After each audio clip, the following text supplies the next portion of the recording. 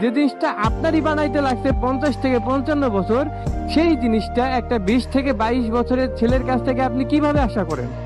আপনি কিভাবে আশা করেন যে একটা 20 থেকে 22 বছরের ছেলে আপনার ওই 50 বছরের বানানো সম্পত্তির মতো সম্পত্তি সে তৈরি করতে পারবে? হ্যাঁ পারবে। কখন পারবে? যখন তার বাপের থাকবে। বাট তার বাপের যদি না থাকে ভাই, তাহলে তো সে এটা কখনো তৈরি করতে পারবে না। তখন আপনারা কি করেন? আপনারা ওই যে সুগার ড্যাডি খুঁজেন, মানে আপনার থেকেও তখন বয়স বেশি সেরকম একটা লোকের সাথে আপনার মেয়েকে বিয়ে দেন। কেন বিয়ে দেন?